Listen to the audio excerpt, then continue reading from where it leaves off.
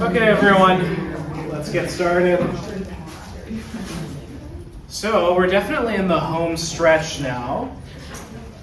In a certain sense, there are only two topics left, at least from a certain level of abstraction. For this unit, Unit 3, it'll all be based in Chapter 8, which is, one way of summarizing it is, it's the psychology of utilitarian judgment.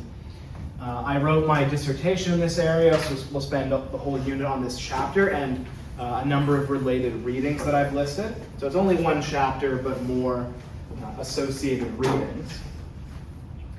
And then for Unit 4, most of the topics relate directly or indirectly to issues related to free will. So one chapter is going to be about the extent to which virtues that we can cultivate versus the situation determines what we do. There's then a chapter on moral responsibility, which relates to free will, and then a chapter directly on issues related to free will, which we'll use as a transition point to talk a bit about the psychology of punishment, which again is closely related.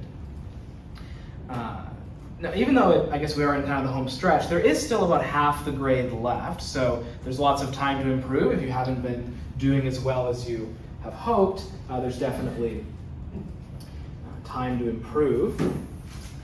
Also keep in mind that for Test 4, there's that research proposal at the end, so if you haven't already, start thinking about some topics that interest you.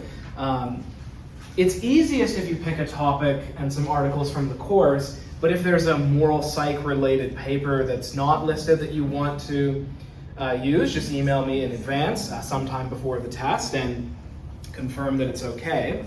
You might as well pick something you're interested in, so you do have that option.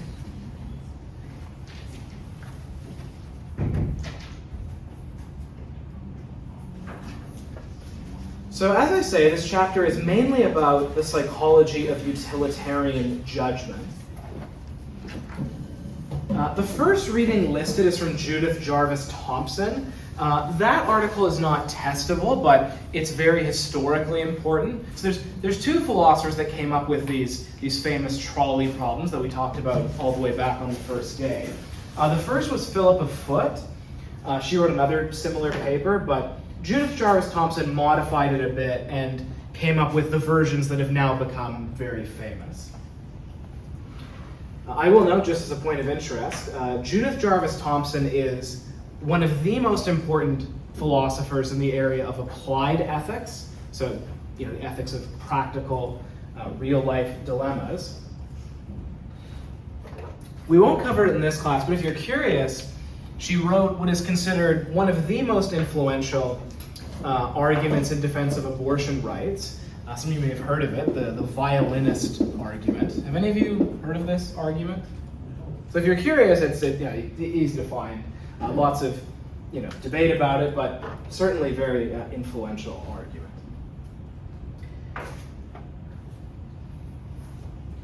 And to start us off on a light note, so just a reminder, of course, that the two versions which we'll be talking a lot about, and we'll be talking about some related versions too, there's the switch version. So the trolley is going along. If you do nothing, it's going to hit 5 people. You're standing here with a switch. If you pull the switch, it will redirect and hit 1. As we saw, most people endorse pulling the switch. Kill 1 to save 5, makes sense. But in the footbridge version, so you're standing and there is a large man or a man with a large backpack, and you know that he is heavy enough to stop the trolley, should you push the large man in front of the trolley to save 5. And there, even though in a certain sense the logic is the same, you're killing 1 to save 5, most people say, no, that's not morally acceptable. But as I say, on a lighter note, a philosopher gave the switch version to his 2 young children. He had 1 daughter and 1 son, and they give different answers. You see if you can spot it.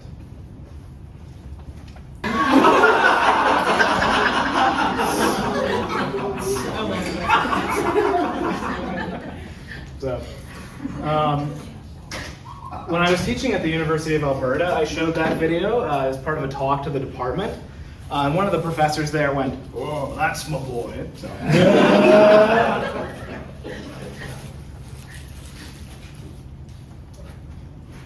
So here's what philosophers have generally done with these kinds of dilemmas. They've tried to discover which philosophical principles justify giving a different answer.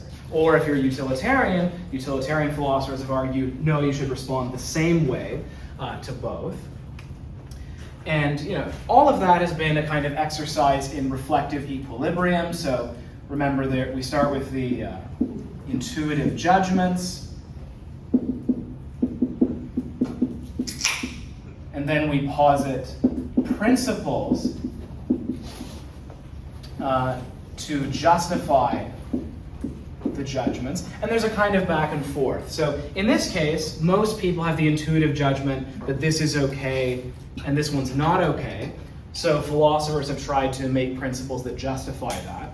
Or if you're utilitarian, you have a principle like, we'll just do whatever maximizes happiness, and then you use that to overrule our intuition that this is wrong. I'll be nice right at the beginning. One term I added to the Chapter 8 list, it's already in the lot reading, but nudge, nudge, wink, wink, this is a good one to know, is doctrine of double effect. So several readings actually make reference to this. Among philosophers who want to justify that there's a difference between these two cases, this has been the principle that's most commonly appealed to. The doctrine of double effect, so double effect here meaning something like side effect.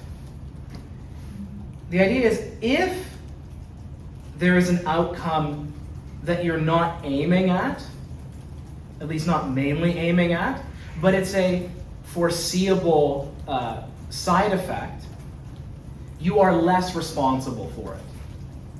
Or it's less wrong to do that kind of thing if it's a bad side effect.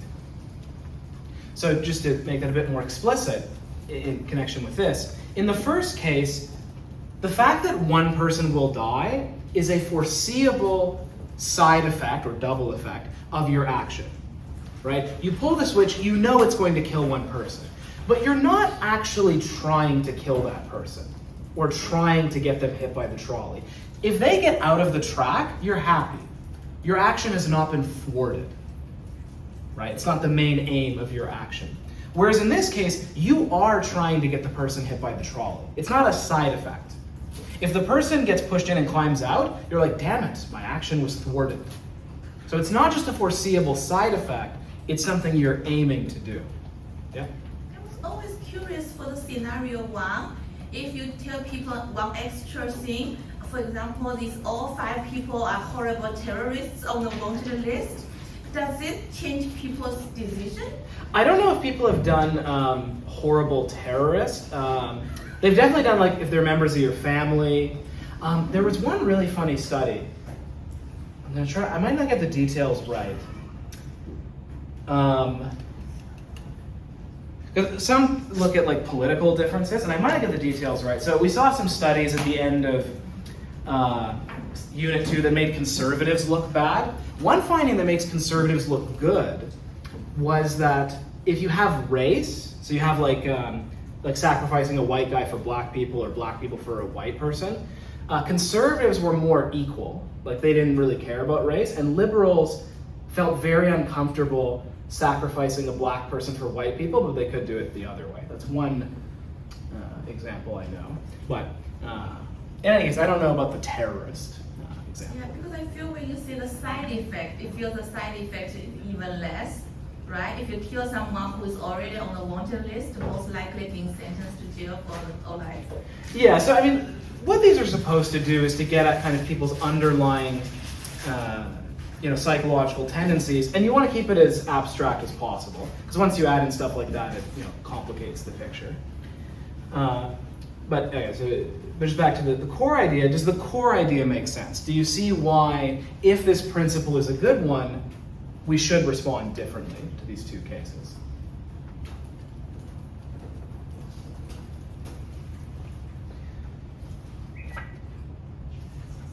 Now, as I say, so the main character of this unit, as I said last class, is Joshua Greene. Before Greene, people tended to argue about these principles purely philosophically. What Greene and some other psychologists did was look at what are the causes of these intuitions. Are these intuitions driven by variables that we, upon reflection, might not endorse or care about? Sure, we make up this principle after to explain these judgments, but maybe the judgments are driven by variables that we shouldn't endorse, or that variables that make us less likely to endorse the principles.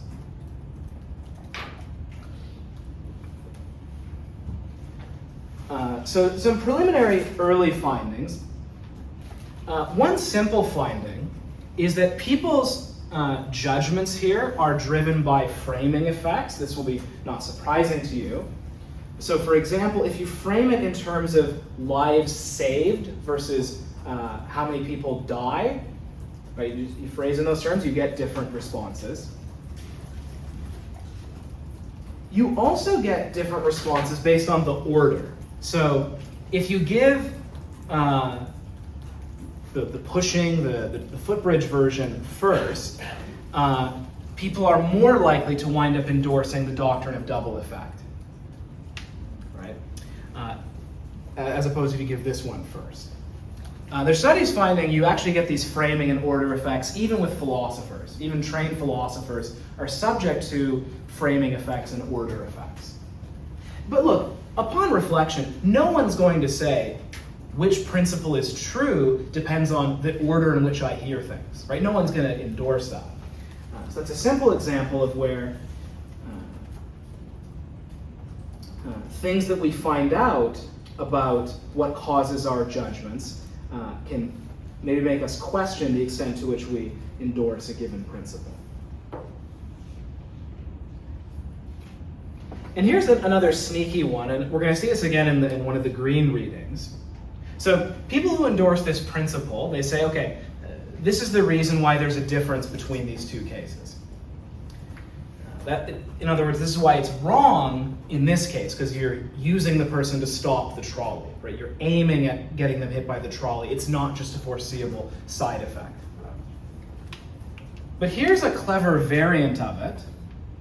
So again, there's a trolley coming along, and now you have a switch, and it releases a trap door. Sorry, this is getting kind of crammed. So if you pull this switch, it will release a trap door, and the person will stop the trolley.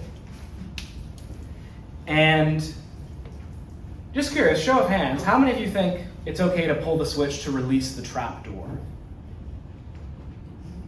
Wow, 2 people. Well, so this is an unusual class. Maybe you've seen enough of this to not want to raise your hands at these kinds of things.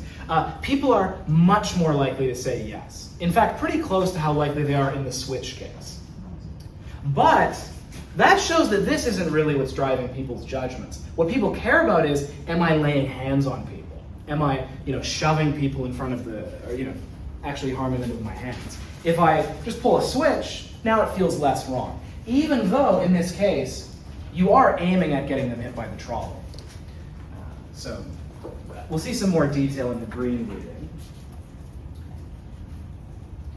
But that's another way in which, again, so this evidence shows that our judgment that this is wrong is not driven by the doctrine of double effect. It's just driven by we don't like putting our hands on people. And we may then ask ourselves, does that actually matter? Does it actually matter morally, the difference between doing this and doing this? And we may decide it does, but it's at least cause for reflection.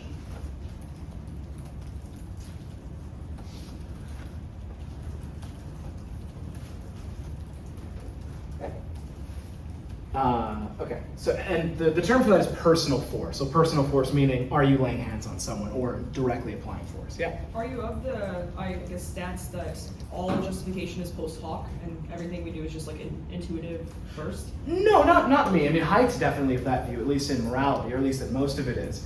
So no, I don't think all justification is post hoc. I think we are capable of reasoning, through different things, and Greene is certainly of that view. Any other questions before I erase this? Yep. Is there any cross-culture study for the scenarios, of especially scenario 1? I Yes. find it's quite strange because most people tend to switch it in the scenario 1, but I really don't want to do it. I somehow feel there is a bad karma of doing it. Yeah, it's a good I question. will be an active participant of contributing to that people's death. So the answer is yes. There was a study, I think actually comparing Chinese and American participants on these kinds of dilemmas. And now I'm embarrassed, I don't remember what the findings were. I don't remember the differences being especially large, but they did find some subtle differences. I can send you the article if you want.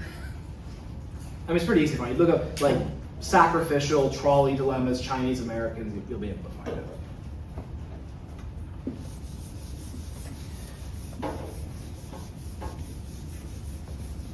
Okay, I'm going to run through some of the other terms in the chapter. I won't spend as much time on the chapter. I really want to get to the readings, but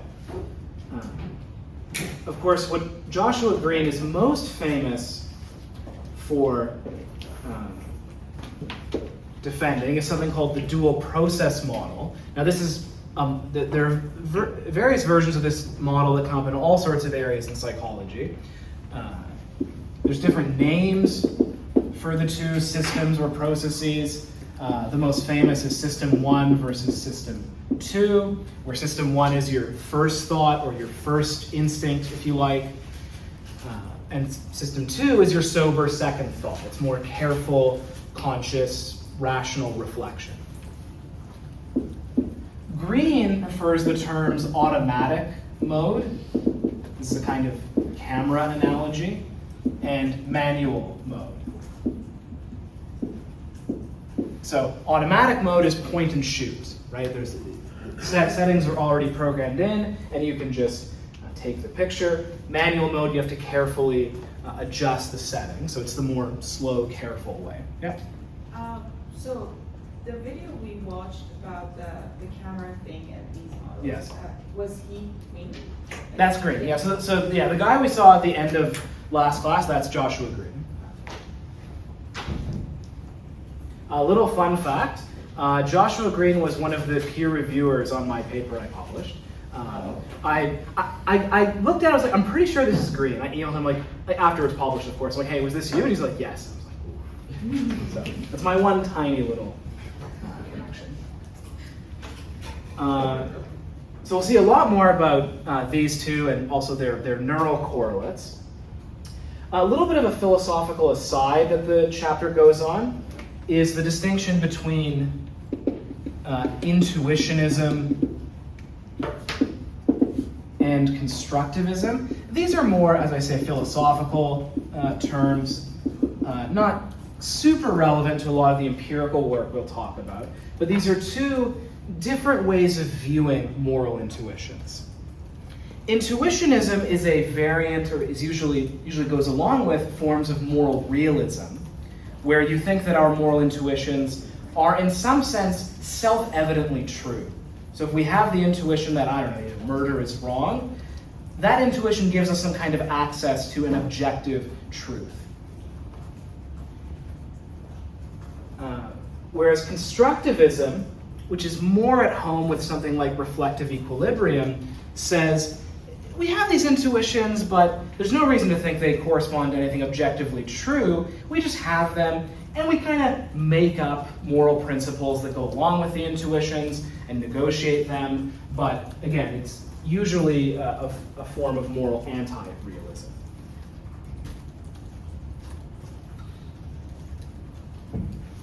And I guess one limited point of connection, if we find out through empirical work that our intuitions are pushed around by variables that seem to be morally irrelevant, like order effects, framing effects, and things like that, that's at least an uncomfortable finding for someone who's an intuitionist. If you think our moral intuitions have this kind of magical access to objective truth, it's a little uncomfortable if they're really fickle and thrown around by these subtle framing effects.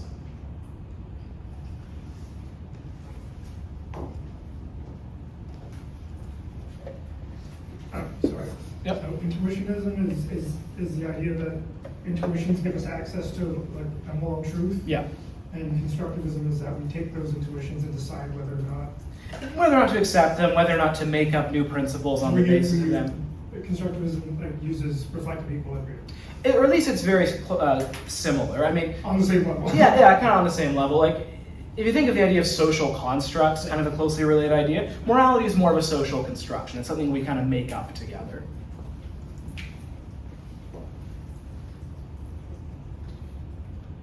And then, I guess, somewhat connected to that, I already said this earlier, and actually I'll be saying a similar thing later. I think a little bit of repetition is good. There's some dense concepts in this unit.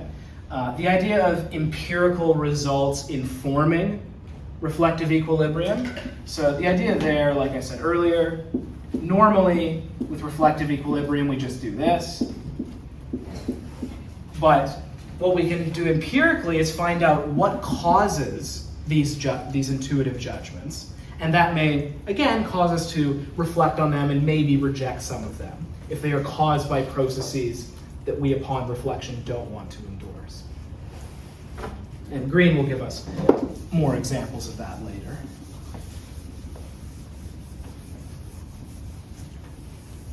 The last pair of terms from chapter 8, before we do the readings, is John Rawls. And actually, I'll go ahead and say that name won't be on there. But Rawls, who actually invented reflective equilibrium, is perhaps more famous for inventing the idea of the veil of ignorance. Some of you have taken philosophy before. Have any of you heard of the veil of ignorance? Only one and a half. So this was Rawls' view about how we should think about ethical negotiation. It's a really powerful thought experiment. So he says the principles we should endorse are the ones that we would endorse if we were behind the veil of ignorance. So then, of course, what is the veil of ignorance? The veil of ignorance is a kind of imaginary scenario where none of us know who we are going to be in society. So we are ignorant of our social class, our race, our gender, and so on. And we then have to, while pretending we don't know those things, negotiate what the social and moral rules are going to be. And the idea is no one's going to push, if you're behind the veil of ignorance, that the moral rule should be the white people rule everything. Because if you don't know what your social position is going to be, like, no one's going to argue for that. So, again, the idea is the rules we should have are the ones that we would agree to if we were behind this veil of ignorance.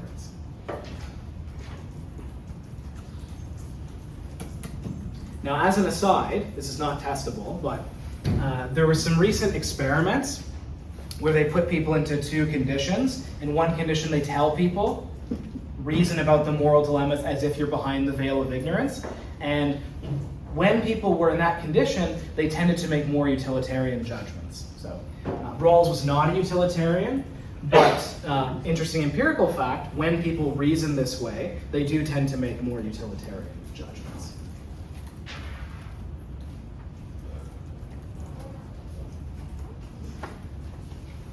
Okay, any questions on, yep? Yeah, I'm just kind of curious for like the studies and everything, and I was wondering if it's been like, if they've used like a population that has like extreme like ideologies by any chance? So I don't know what extreme ideologies. Off the top of my head, I'm pretty sure. Actually, no, we saw this. Secular people and liberal people, on average, are more likely to give utilitarian answers. Actually, I found that even in some of my own studies. I don't know about looking at like the very extremes, like people who are very far left or very far right. you could have it as your research proposal. Okay. Any other questions before we start the readings?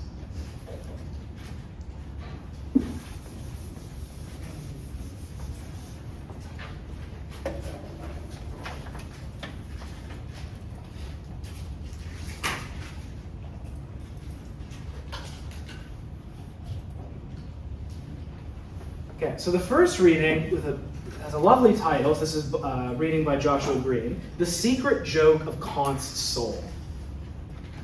Greene has a way with words. So here's the idea, and I'll start with the Nietzsche quote. So Nietzsche had this quote about Kant. Nietzsche said, Kant wanted to prove, in a way that would dumbfound the common man, that the common man was right. So it's a heavy sentence, but here's the idea. So Kant, have any of you ever read even a little bit of Kant? I figured you would have. It's a handful.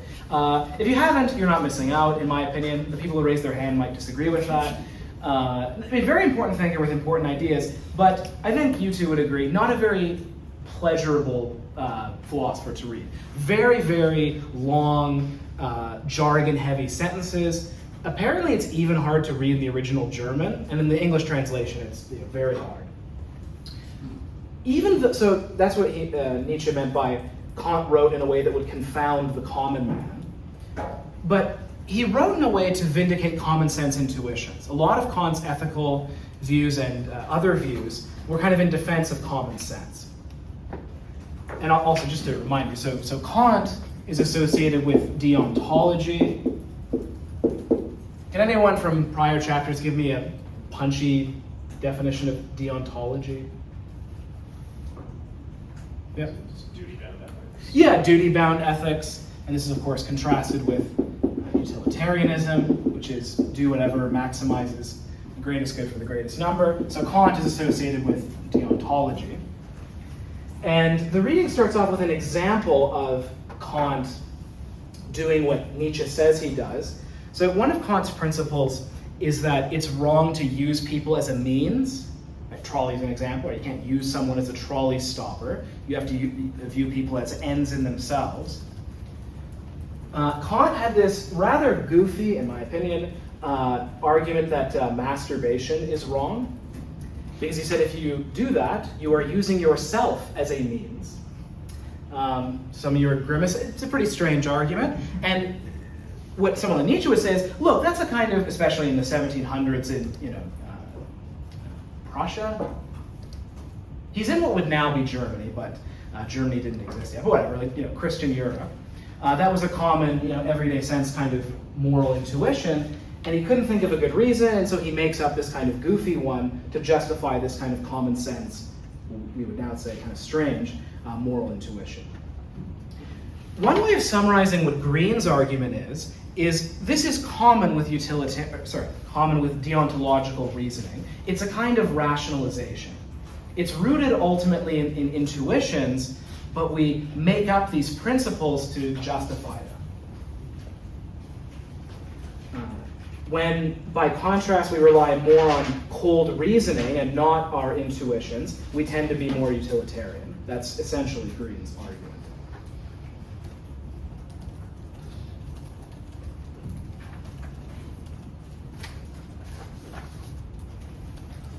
Now, let's say a bit more about utilitarianism and deontology in Greene's sense, because Greene admits he's defining these in a somewhat different way than philosophers do.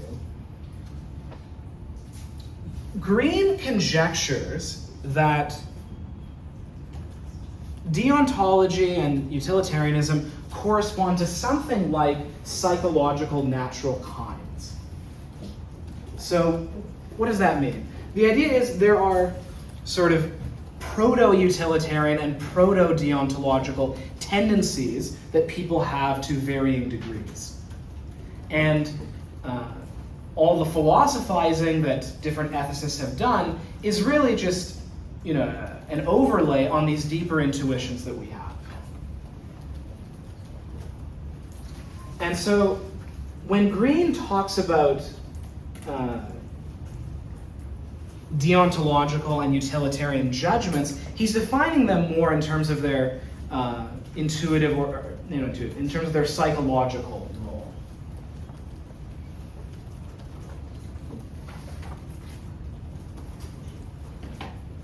Relatedly, he has helpful terms, characteristically deontological judgments and characteristically consequentialist or utilitarian judgments. So Greene sometimes uses consequentialist and utilitarian interchangeably. I mean, they are related but subtly different. And this is really important, and it's relevant to a number of the criticisms that people have made of Greene, and he would argue they're what we call straw man objections. So let's start with utilitarian. So characteristically consequentialist or utilitarian judgments are judgments that are easier to justify in utilitarian terms. So classic example from earlier today, pushing the large man in front of the trolley. That's a characteristically utilitarian judgment. It doesn't necessarily mean that the person consciously thought in utilitarian terms. It just means that judgment, push someone in front of the trolley, is easier to justify in utilitarian terms. And in the case of, don't push the man, that's a characteristically deontological judgment, which again doesn't mean that people in the lab are thinking, yes, this violates Kant's dictum that you should not use people as a means to an end. I mean, they may be thinking that way, but they don't have to be. They're making a deontological judgment in the sense that their judgment is easier to justify in deontological terms. So that's a very important clarification about what Greene is saying. How are we doing so far? Someone did. I've never seen that before. Wow, so we're doing really well. If we forgot that hand gesture. I'm still trying to unpack that a little bit. So you're saying that people, of course, are not necessarily thinking in both of these frameworks when they take an action, but nonetheless, you can still frame them that way.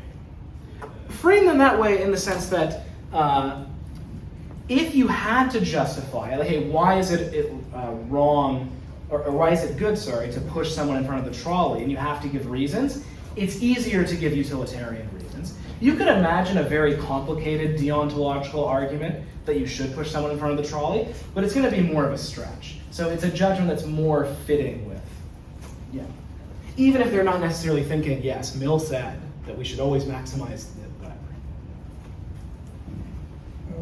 Yep. So for the psychological natural kinds, you're saying that we're philosophizing after the fact to justify how we already think? No, Greene's not necessarily committed to that. What he has in mind there is that the philosophies, utilitarianism and deontology, to some extent correspond to psychological tendencies that people already had before these philosophies. Is kind of the idea.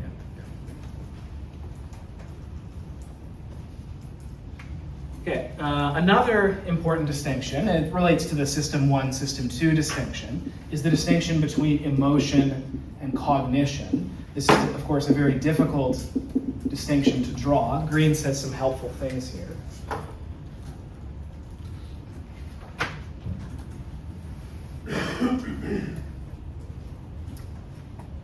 One key distinction is that emotions are more behaviorally valenced.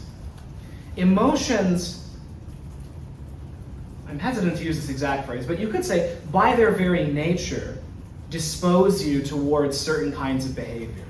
For example, if you are angry, part of what that means is it disposes you to hit someone or yell at someone or what have you. If you feel love, it inclines you to move towards someone or to pursue them or whatever. Whereas cognition, abstract cognition, is more behaviorally neutral, right? If you're solving a math problem, it may dispose you to behave in a certain way in conjunction with a certain emotion, like greed or something, but the pure act of thinking about the math problem doesn't dispose you towards one behavior or another.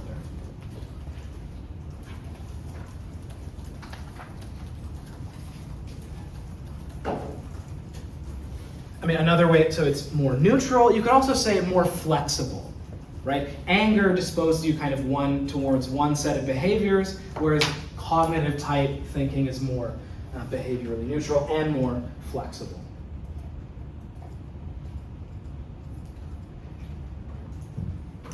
I showed this before the last test.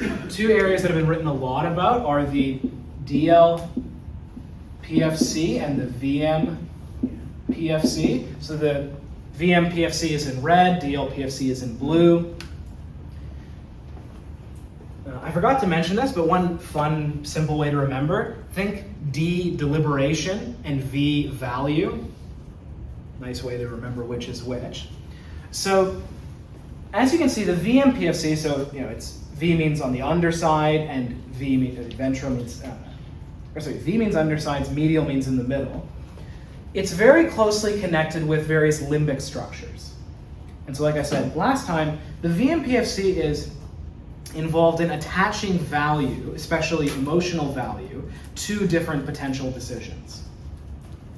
And when it's damaged, like we saw in the height reading, people are less able to do that. You can see that in their behavior in various ways. Whereas the DLPFC is the more system 2, if you like, region, more involved in conscious, careful, controlled thinking. I forget if I mentioned this, but one general principle that helps you memorize which brain areas do what, I always tell this to my intro students, the more to the middle and the more to the back a part of the brain is, the evolutionarily older it is. And therefore, the more involved in simple, instinctive type thinking it is. Did I say that last class? You did, Yeah, okay. So, and then opposite, more to the outside, and the more to the front, the more involved in thinky stuff it is. Did I make fun of koalas too?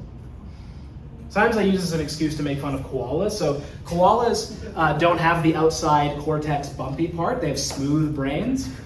Now they're very cute, but also not very smart. Koalas eat eucalyptus leaves in the wild. If you bring them into the zoo and put a eucalyptus leaf on a plate, it stares at it and has no idea what to do. So not very intelligent.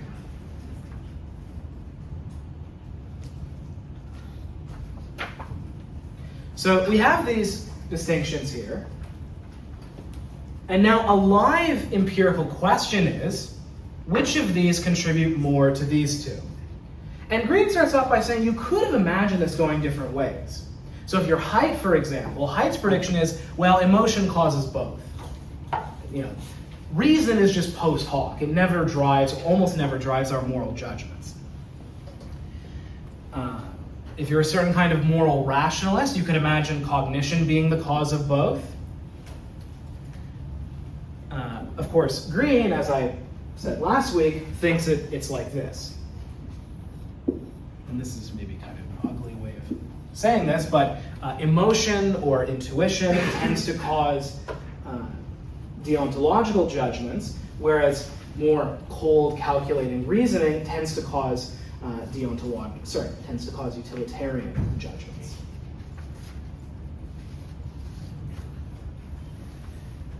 Now, this is going to be a matter of degree. Greene is very careful to point out he doesn't think there's any such thing as completely emotion-free moral thinking.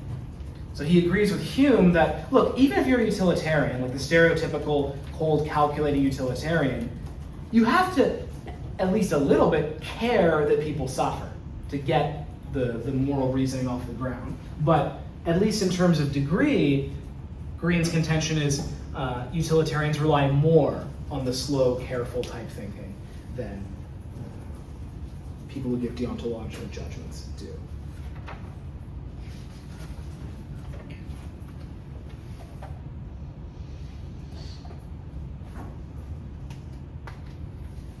So In the Greene 2015 reading, I'll give more examples of evidence for this, but just a couple that Greene mentions.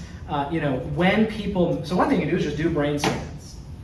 When people make the utilitarian judgment, there is more activity in regions like the dorsolateral prefrontal cortex, as you would expect. We'll see a reading later today that when you reduce the activity of the dorsolateral prefrontal cortex, people are less utilitarian, which is, again, what you would expect, if Greene's contention is true. And the inverse is true, right? If you say no, don't push the large man, it's associated with more activity in regions like the amygdala, more emotional regions of the brain.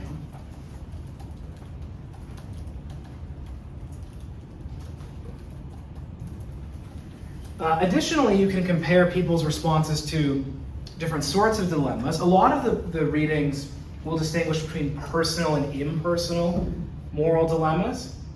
So, personal just means like up close and personal. So the footbridge is just one example, but there's lots of others. It's a case where you have to harm someone directly. Another famous one that's also pretty emotionally valenced is you're in a genocidal country or in the midst of a war. The soldiers are coming around looking for civilians. You're hiding in a basement with people in your village, and there's a crying baby, and the soldiers are nearby, and you know that the only way to keep the baby quiet long enough is to smother the baby. Should you smother the baby? And if you're a cold, calculating utilitarian, the answer is yes, but very hard to say that's the right thing. And again, people's answers to these kinds of dilemmas correlate with patterns of brain activity.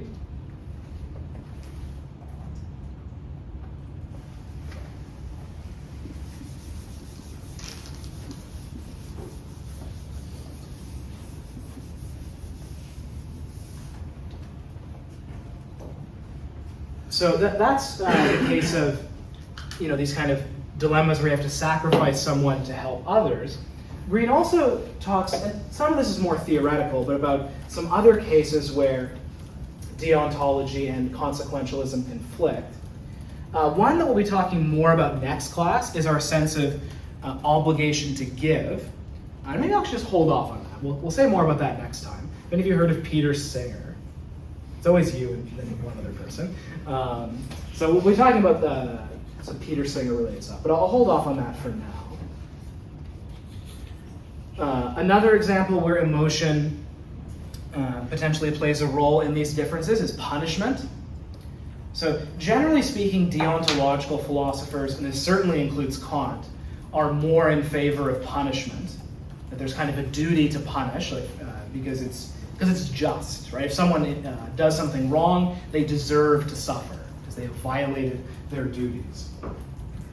Whereas utilitarians tend to say, yeah, look, we should put people in prison, but not because in some cosmic sense they really deserve to suffer, but because it has practical benefits, right? If we didn't put people in prison, people would be out murdering all the time. I mean, not all the time, but at least there'd be more murder and whatever your favorite crime is.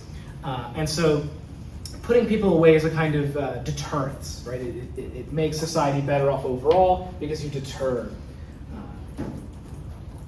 violent behavior.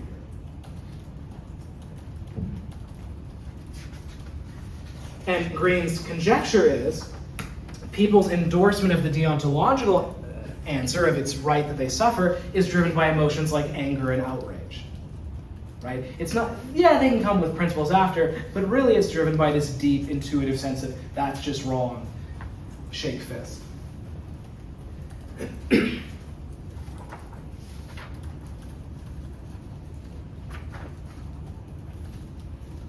Another example, and this actually connects with something from the Haidt reading, is the condemnation of harmless acts. So there are some actions that for many people seem intuitively wrong, but when you reflect on it, no one is hurt by it. Greene gives some degrees, some of which are pretty shocking, but they bring this point out. One example, not super shocking, is it wrong for someone to use the flag of their country to clean the washroom? And some people just feel like, yes, that's wrong. But you think about it, no one's hurt, right? So if you're a utilitarian or consequentialist, like, it doesn't matter, it's not wrong. A more extreme example, which I'm not sure who came up with this, if someone masturbates using a dead chicken before cooking and eating it, and again, there's a certain intuition that, like, yes, that's a justified response. A certain kind of person is going to say, yes, that's completely wrong, but again, if you reflect on it, no one's harmed by it, so why would it be morally wrong?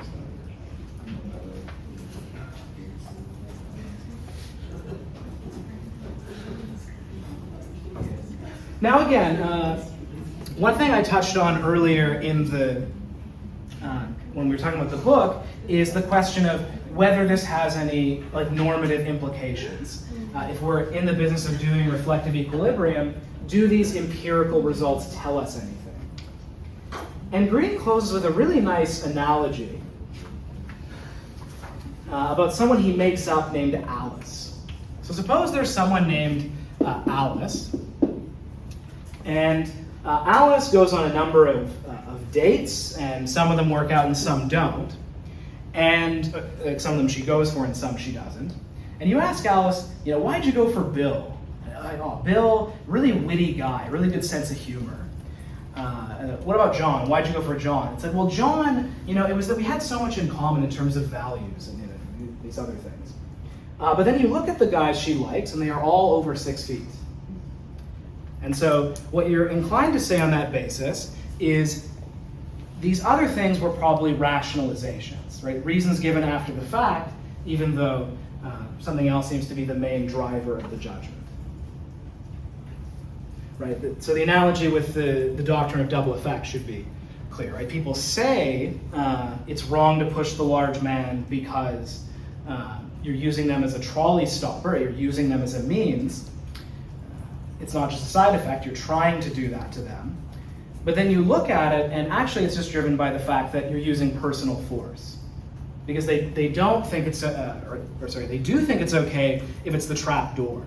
Even though you're still using them as a means, people are more likely to say it's okay in that case. Even though the Alice example is kind of funny, I can't help but interpret Greene here as maybe having some repressed teenage frustration in this example. Greene is a nerd, so. Do any of you know about the It Gets Better program? It was like in the mid-2000s. No? So this was, I don't know, I don't think I'm that much older than you all, but older enough, I guess, to remember this. So in the mid-2000s, it was mainly in the United States, members of the LGBT community put out these videos of, gay men and women in their 20s saying, it gets better. I know it's hard now, your family's not accepting, but it's okay because it gets better. Different people have suggested different modifications of this. I thought maybe I could email Greene. Him and I could do a version like for straight nerdy guys. Hey, it's okay, it gets better. Okay, so that's the end of the 08 reading. The next one has some more empirical results. So the next one's good if you maybe want some ideas for your research proposal. Greene goes through a number of studies. For rationalization and deontological judgment, what was? Yeah, so it's the same idea, right? So rationalization means you make up a seemingly rational reason for something, but it's not what's actually driving your judgment. It's post hoc. And Greene's contention is much more so in the case of deontological judgment. They are kind of rationalizations, especially the reasons people give in defense of them.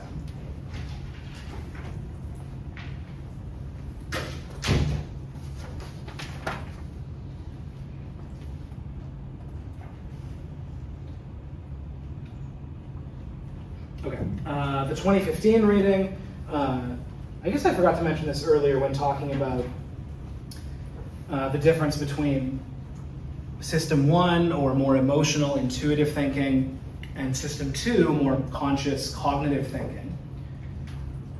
There's a trade-off that exists in all sorts of decision systems, and Greene briefly mentioned this in the video, between efficiency and flexibility.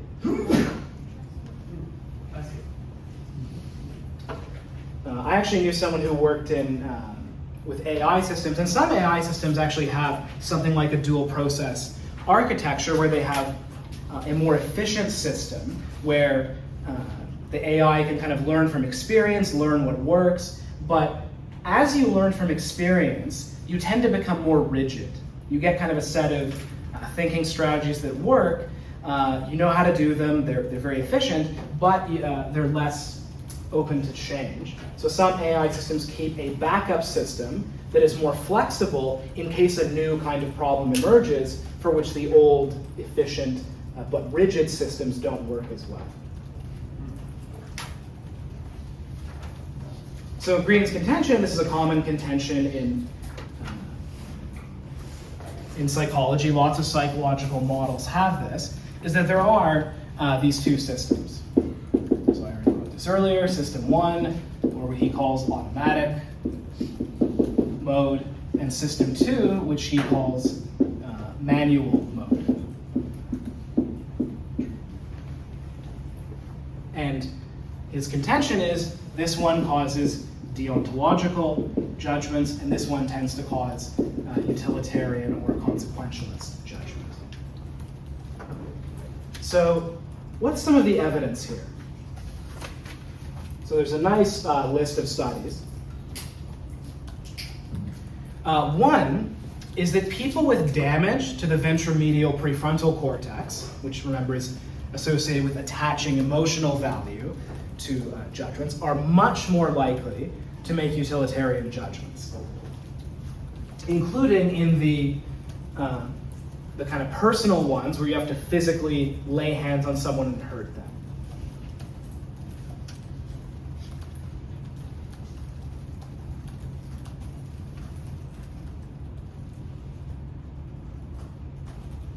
Specifically about 5 times as likely. So very big effect, especially by the standards of psychology.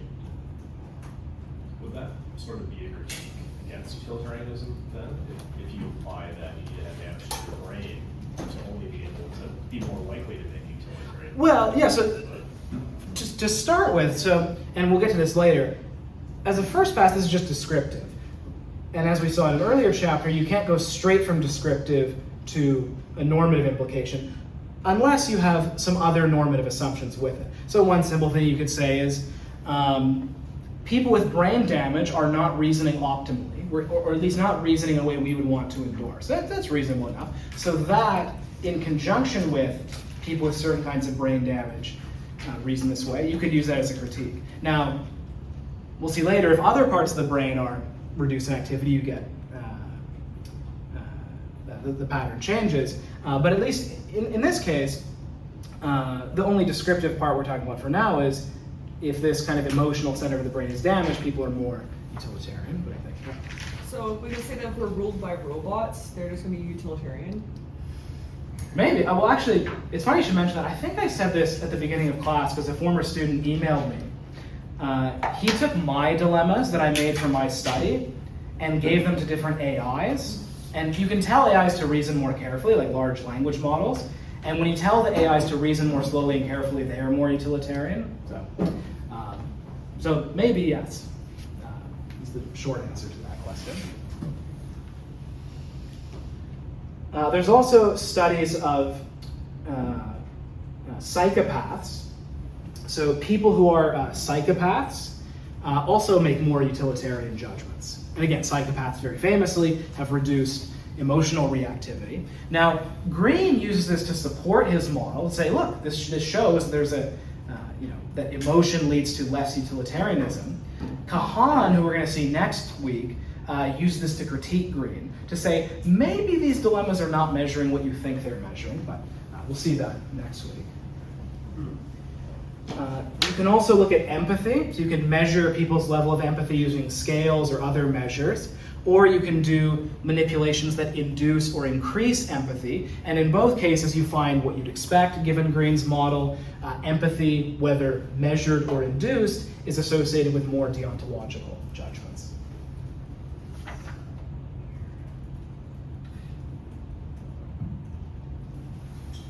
This next one is a bit, you can interpret this in different ways. If you put people in a condition where they have a better sense of humor, like you make them laugh, they also make more utilitarian judgments. Now, Greene's explanation is if you give people the happy emotions, it turns down the negative emotions of, I don't want to do this. You can imagine telling different stories, but that's at least the story he gives. Whatever interpretation you want to give, it is true, at least in one study, that if you make people more laughy, they make more utilitarian judgments. I think that, yeah. I think you said empathy is more associated with deontology. Empathy requires a cognitive function. Good, so there's different sorts of empathy. Now, I forget which they measured here. Presumably, or at least it would support Greene's model better if it was emotional empathy that was being induced or studied, but I don't remember the details of the study. If they were, because as we saw in a previous chapter, there's emotional empathy, which is like feeling someone's pain, and cognitive empathy, which is more just understanding that someone feels a certain way. Mm-hmm. So if the studies in question were measuring cognitive empathy, then it wouldn't really support what Greene is saying. So it's a good follow-up. And hey, if there's a mistake in the paper, again, good research proposal. Get right on that. The previous paper mentioned the next finding too, as well, that if you measure the amount of dorsolateral prefrontal cortex activity, more activity in that region of the brain associated with more utilitarian judgment. I think someone asked about this in the last class. There have also been studies of cognitive load and time pressure. So one way of forcing people to rely more on system 1 is these two things. So cognitive load, there's different versions of this. What they all involve is kind of distracting your system 2. So one standard example is you give people 7 random digits and they say, you're going to get tested on this in 30 minutes, and then give them a bunch of moral dilemmas. So the whole time they're thinking, 7, 8, 3, 9, 2, 6. And so they can't concentrate as much on the dilemmas, and therefore sort of have to go with their gut reactions. Similarly, you can do time pressure, where you say, you only have 20 seconds to respond to this moral dilemma, or whatever amount it is. And at least some studies found that doing that led to less utilitarian judgment. Which makes, because if you're distracting system 2, they can't do that work of, it is actually technically better to push the large man even though it feels wrong. Now I will note, or actually I'll give my note after I give the next one. You can give people measures of cognitive reflection. This is something I used in my own studies. So these are questions that measure how much you rely on system 2. How many of you have seen the ball and bat question? Have we talked about this yet? Well, since none of you are raising your hand, I guess we haven't. So this is a good one to know. It's very famous examples. This is the one question in the cognitive reflection test. So a ball and a bat, so there's a bat, I mean a baseball bat, together they are $1.10 if you add their price together. So it's ringing some bells. The bat is $1 more than the ball. How much does the ball cost? So 10 cents is what, how many of you 10 cents popped into your head? So at least some of you. So 10 cents is what often pops into people's heads, but it is wrong. Now think about it. If the ball is 10 cents and the bat is $1 more, then the bat is $1.10, right? And so then $1.10 plus 10 is $1.20. So then you have to think, does anyone know the right answer? Can anyone do the, what? 5 cents, yeah. So if you slow down and do the math in your head, it's actually 5 cents. So you see the idea here, right? There's an answer that kind of intuitively, system 1, pops into your head, but if you're able to go, wait a second, that's not right, and then do the math, you get 5 cents. So one thing many studies have done is you give people questions like this, and then you give them moral dilemmas. And what many studies find is people who get the right answers here more often also tend to give utilitarian answers. So that's more support for Greene's model. Okay, now sidebar. So in grad school, I did a number of studies in this area. I found it harder to replicate these, cognitive load and time pressure. Some of those I did with punishment type studies, but just for whatever it's worth, I'm more skeptical of these. I'm confident there's something with the cognitive reflection stuff. Some of those studies I've replicated myself, so for whatever that's worth. He gives some other examples, but those are some of the most famous findings in the area. Any questions about the support for Greene's dual process model? Can you show me the math on the ball and batting note, please? So the what? The math. I'm still blanking on how. Oh, yeah, apparently you have a very strong system one. You refuse to. So if the ball is 10 cents, which just feels right, Yeah. and the bat is $1 more, well then the bat, so 10 cents plus $1 is $1.10. Yep. So now the bat is $1.10.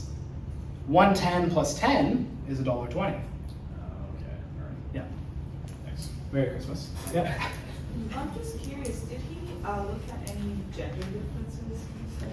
Yeah, so some studies find no difference, but the studies that do find a difference always find men are more utilitarian on average. I should have asked people to guess. That probably doesn't sound all that surprising.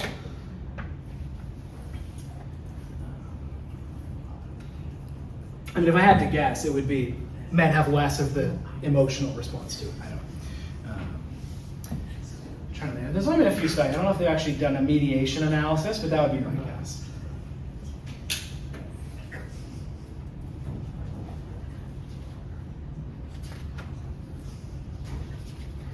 I'll briefly mention too, so the paper mentions Kahan. So Kahan is one of Greene's main rivals, or the main critics of this.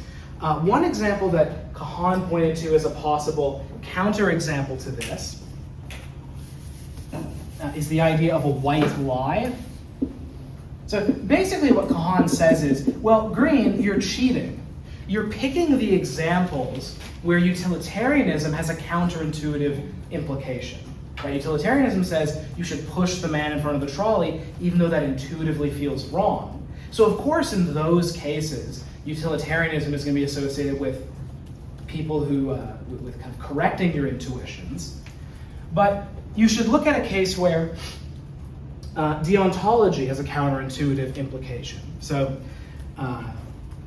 Kant famously says it's always wrong to lie. So for Kant, if there's some duty, you have to always follow it, even if it produces good consequences. So if you're in 1930s Germany or 40s Germany, and someone knocks on the door and says, "Are you hiding any Jews in the basement?" Kant says you have to. I mean, he was before, but he gives similar examples. You are morally obligated to say yes, because you are never supposed to lie. And same with your grandma says, calls you and says, "Hey, where's the sweater I got you?" It is in fact in the garbage. Is it okay? Is it morally okay to? Is it morally okay to lie to make your grandma feel better? Like, show of hands, who thinks you should lie to your grandma? Who thinks that you should not lie to your grandma? Interesting. So at least Kahan's contention is that the intuitive answer is that lying is okay in this case. And so Kahan predicts that in that kind of case, you wouldn't get Greene's finding. Now, Greene mentions at least one study where even in this case, the utilitarian answer was associated with reliance on system 2. But it's at least an example that some psychologists have argued might push against Greene's argument. I have one question about Yeah. white lie. Is it possible that we think white lie is okay, but we don't really think it's moral? Like Yeah, lying that's to my interesting. grandma. This- So if I yeah. totally okay lying to her, but I don't think it's moral or ethical to do that. This I just don't feel Yeah. like I should be moral. I just sometimes feel I'm okay to be non-ethical. That's a good question, yeah, because a lot will then ride on how you phrase the question. And one thing that I actually thought a lot about this in grad school, and I just wound up, if you're ever unsure in doing a study, just do what other people have done, just so you can contribute to it. But some questions will phrase the dilemma like, is it appropriate to do X? And it's like, that's a bit more neutral, but then are you studying moral psychology at that point? So yeah, I guess if you want to be really careful, you would ask, is it morally good to do X, Y, Z? Which might be different than, would I or should I do X, Y, Z? Because there might be values other than what's morally good. So that's a very good, careful question.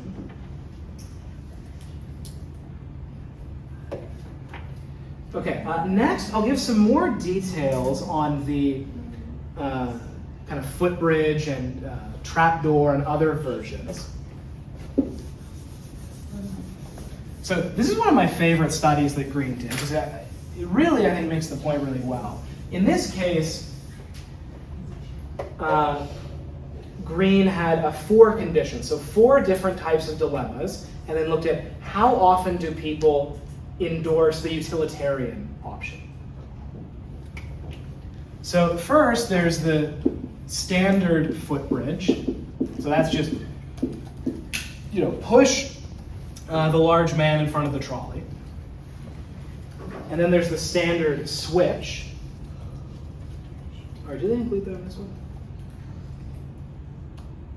Sorry, no, they don't. So in this case, you get around 30%. All right, I'll write the same exact number. You get 31% in his study. So 31% of people say yes, it's okay to push the large man. The number isn't mentioned here, but in the standard switch case, so just where you pull the lever and then it redirects, you get a large majority, something like 75%. Okay, now next he tries a footbridge pole. So now you are far away from the person. You have a pole and you can shove them off the trolley with the pole. So again, this is what psychologists get paid for. You think of these subtle variants. In that case, you get 33%. So basically the same.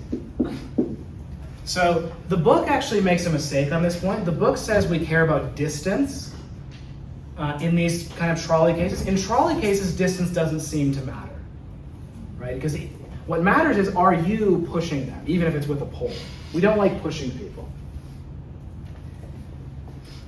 The next one Greene calls footbridge switch. I'd rather call this the trap door. So I talked about that earlier, where you have something you can pull and it releases a trap door and lets the person fall down. In that case, 59% say yes. And this is even if you're standing right beside them. So again, distance doesn't seem to be what matters. It's just, well, I'm not putting my hands on them. And then lastly, if it's footbridge, trap door, far away, and sorry, this is getting kind of messy. But if you're far away from the person and pulling a switch and releasing a trap door, then it's 63%. So again, basically the same. Now, I'm not going to quiz you on the details of these numbers, but I think what these results pretty conclusively show, and this number don't quote me on, but it's at least in the same range as these two, is that the key variable that matters for other sacrificial dilemmas, so dilemmas where you're sacrificing someone else to save many, is are you laying hands on them? Are you physically pushing them? And I now see that I've gone on longer than I thought, so maybe we'll take our first break. So let's take our first break here. I will start talking again at 1:50. All right, everybody, let's get back into it. All right, wrap up your convos.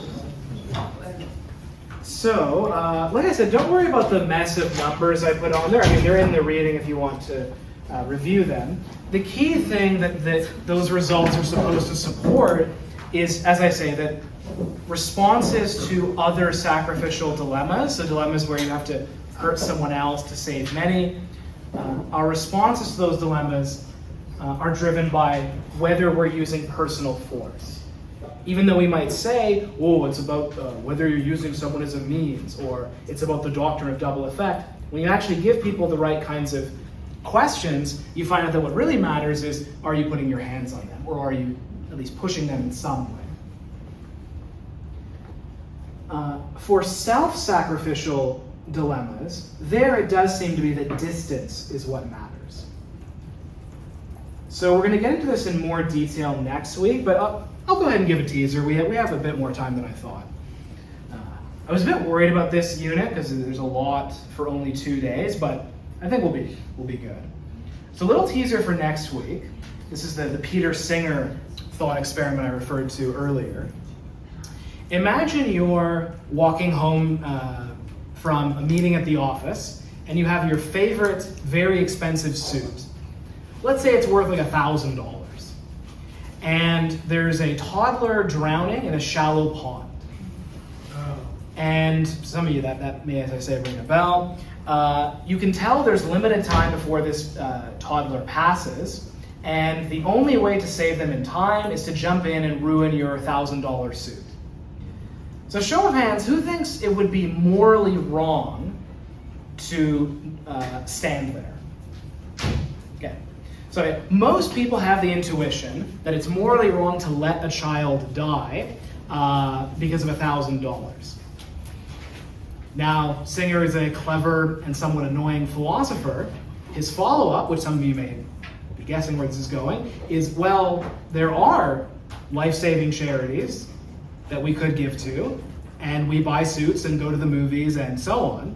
So if it's wrong to not save the child because you care about your $1,000 suit, isn't it wrong for us to not give money to life-saving charities overseas? And people say, oh, those aren't effective. And most people who say that haven't looked at them. There are charities that are well vetted that do save lives. So, uncomfortable argument that we'll see more of next week. And again, whatever excuses people make, if you give them various versions of dilemmas, you find out that what in fact drives their judgment is just distance. So even I think one version of it was, you're in a third world country and there's some tsunami and you can give some money to save the kids in the area you're vacationing in. Most people say, yes, you have to do it. If you're in Canada and your friend is on the phone saying, I am here in wherever, Indonesia, there was a tsunami, can you send money to the kids to save? Much less likely to happen. So the main driver does seem to be just good old-fashioned spatial distance. Okay, so far, this has all been purely descriptive, at least in the Greene reading. So we've just been dealing with is statements. So remember, the gap that we must not jump across, at least not straight across, is the is-ought gap. And so far we're just talking about is. Now, Greene has a funny phrase. He's like, you should be feeling, though, some ought-y tingles. It's a funny phrase. And he has various arguments for why these descriptive or factual findings can have normative implications, but only alongside normative premises. You still need some normative premises in the argument, but the descriptive findings can lead to normative conclusions if you also have the normative premises. So one way that it can lead to normative implications kind of goes along with some things I said earlier. Think about the spatial distance example. So we find out our judgment that so most people in this room probably, let me ask, show of hands, how many of you think it is morally wrong for us to not give money to life-saving charities overseas? So most people don't, even though most people think it is wrong to save your $1,000 suit to not save the toddler. But then we can show experimentally that the reason you have that judgment is just distance. It's just they are physically further away. And now here's the normative bit. you may upon reflection go, well, no, I don't actually care about distance. I may have that kind of intuition, but when I reflect more carefully, it's not a principle I endorse. Yes. Isn't it reasonable to say that you have more stronger duty to your community? Good. So one thing you could say is, do you have a stronger duty to community? So that's one argument you could give in defense of the difference, and then you give the example. What if you're in Indonesia on vacation and the tsunami hits, and people say, hey, if you give us this money, the kids up the street will be saved. If it's about community, you should still say, no, I don't have a duty in that case, because they're not members of the community. Yep. My concern is like financial constraint. Like, what if I don't have the for money I can't eat, right? No, of course. Look, if you don't have enough money to eat, no one's going to say you have to give to life-saving. So I guess I was assuming you all have disposable income, okay. Which, if you're in college, is a questionable assumption. Well, actually, yeah. So, show of hands, how many of you think if you have some disposable income, it's morally wrong to not give to life-saving charities? Okay, so more. So that's interesting. Okay, yeah. I think someone over here had a hand. Oh, I did, but then you were. Oh, all right. So it's already. I was going to ask about well, you're talking about the disposable income piece, right? Yeah. You said. Okay, so okay. As I say, so we'll get into more detail with that next week. But so that's one way in which it can have, normative implications. But again, you have to have the normative assumption that distance doesn't matter. So that's why we're not jumping over the is-ought gap illegitimately.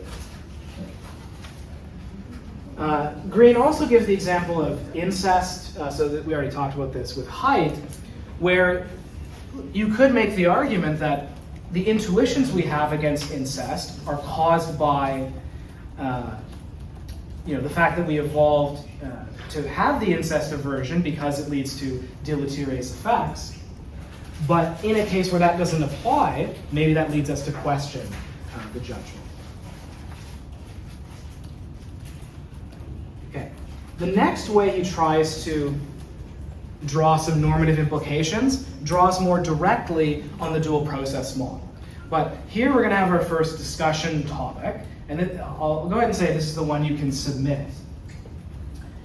So we've already said a bit about these two types of thinking. So Greene is sometimes unfairly charged with saying we should always rely on system 2 or always be utilitarians. I think in this section he's very careful. So here's the discussion topic. When, if ever, should we rely on these two systems?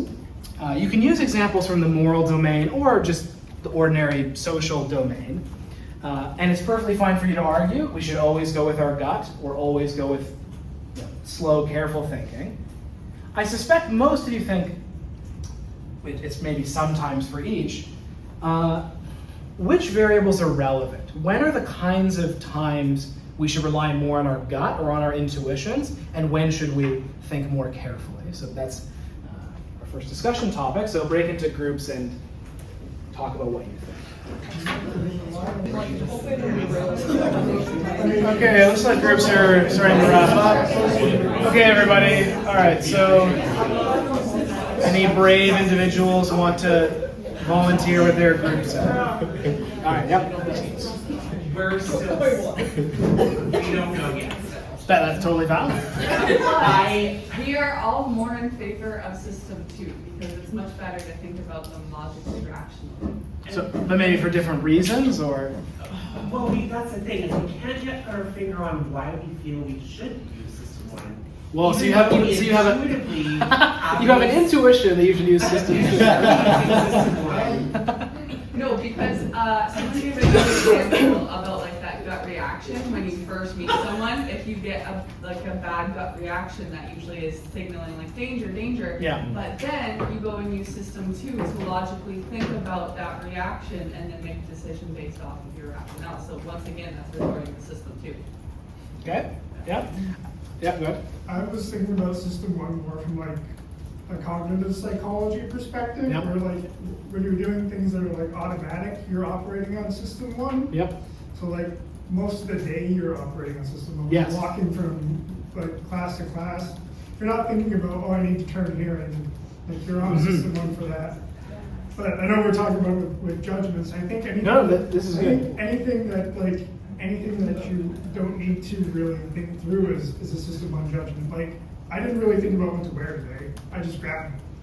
Yeah, that's So, very much my way of doing Yeah. things. Yeah. so I think with any like novel situations or situations that need to be carefully Good. thought about, You're system two. you're very close to where Greene's going with this. And the class example is nice because it's something you've already done before. Yeah. And you're right to point to cognitive psychologists because what cognitive psychologists tend to say is system one is what you rely on once you're good at something, once you've done it for a while. Yeah. I'll come back. That's a good answer. Any other? There's another hand somewhere. Yeah.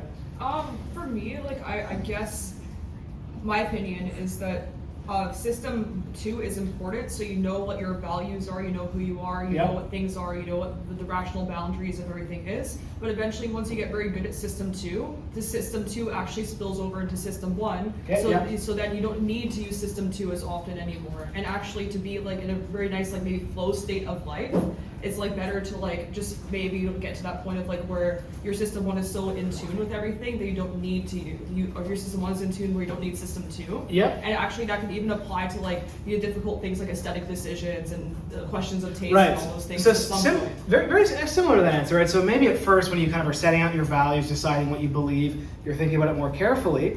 I mean, Aristotle says something like this too, right? Eventually it becomes kind of habit, more system 1. You look like you don't like this. I don't. With all respect. Keeps the class interesting. Yep. No, I feel like there is like, that's probably right in most cases, but there's, not everything happens in life in a systematic way. Everything is very, we don't know what's gonna happen in 10 Good. minutes. So, like, yes, I think that there are some automatic processes in terms of like, I get up, I take a shower, like I'm not thinking about taking a shower, I just go and I do it, or like I'm walking to school, or I'm getting in my car and I'm driving the car. Like I get that like those things, those processes are automatic, but while you're doing those automatic things, I think most people are thinking about what's going on Good, during that time. So I do, maybe this is why we couldn't necessarily put our finger on it, is because maybe they're being used in tandem. And I don't think it's Good. necessarily advisable to suddenly Turn your take brain off? values and just use them automatically, because I think that at some point you're going to contradict yourself. Good. So, I mean, even though it's brought up as a criticism, a lot of what you said, I think, is there's overlap between what the others have said. And so certainly, no one's going to say turn off system 2 completely. You can think of it as kind of a matter of degree, right? We're going to rely, on it more or less in different circumstances.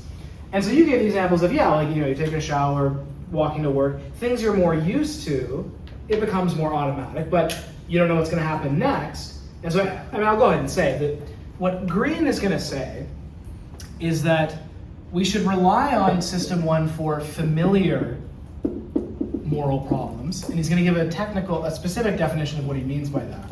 Whereas we should rely on system 2 for unfamiliar moral problems. And Thomas was right to point to,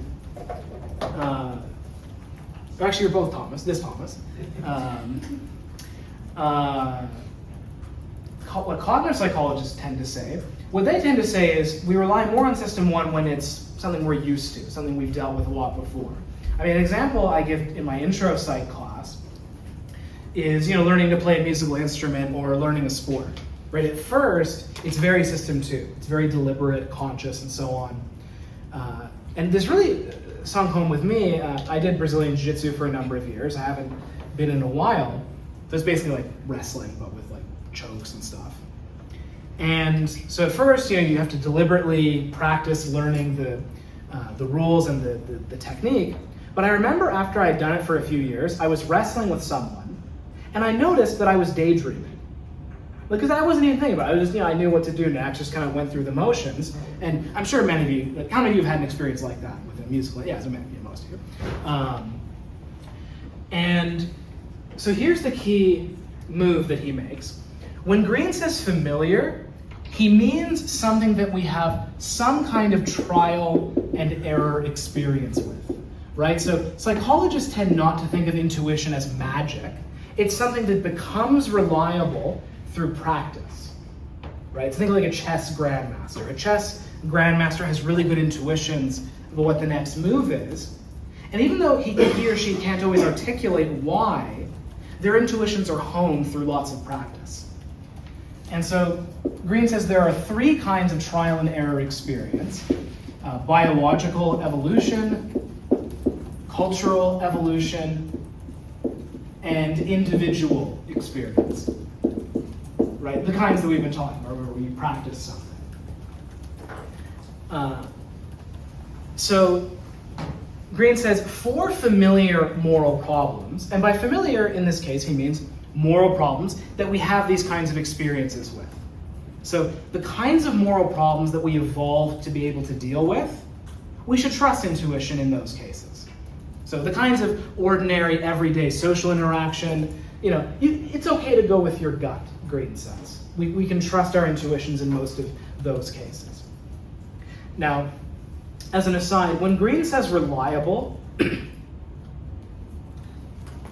Greene is not a moral realist. He's not saying like reliable means capturing some objective truth. If you read his work, he means something more like ability to create consensus. They're the kinds of intuitions that we can, or judgments we can come to agree on. Something more like that. But in any case, he doesn't have in mind anything magical by it. So then, for unfamiliar moral problems, for the kinds of problems we didn't evolve to solve, then we should use system 2. So which dilemmas are unfamiliar? Well, he gives us a few kind of proxy ways of knowing that a problem is unfamiliar. One is if it involves novel technology or novel cultural or political scenarios. Because we didn't evolve to solve those. So things like global warming, or the charity example, the fact that we have the ability to give to charities overseas. Obviously, when we evolved, that wasn't the case. So that might be an unfamiliar moral problem.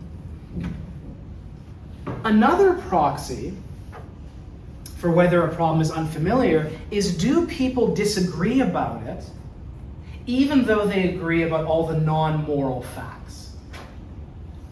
So that was a bit of a, so do people disagree about it, even though they agree about the non-moral facts? So there are some moral disagreements that aren't really about the moral principles. So here's an example. A debate that has happened between me and certain members of my family who shall stay unnamed. The 2020 election. There was a big debate about the 2020, the results of the election, and both sides thought that the other side had perpetrated a great moral wrong via Trump trying to steal the election, or the Democrats actually stealing the election, was what the two sides said. Now, both sides, both sides of that debate agree that democracy is good. They agree on the moral principles, they disagree on the facts. Was the 2020 election stolen? So that's not a case like this. But if there's a case where people agree on all the facts, the non-moral facts, but still disagree, then it's more likely to be an unfamiliar problem. Our intuitions weren't designed for that kind of case. Does that make sense? Okay. And at least to one person in the back. I'll take it, it's progress. Now, this is a kind of normative assumption. So this is an ought assumption. The ought assumption Greene has is we should rely on system 1 for familiar cases, and we should rely on system 2 for unfamiliar cases. But then if you add to that we empirically find out system 2 tends to cause utilitarian judgments, that means we should be utilitarian for the unfamiliar cases. So that's the way in which empirical findings can be ethically or normatively relevant.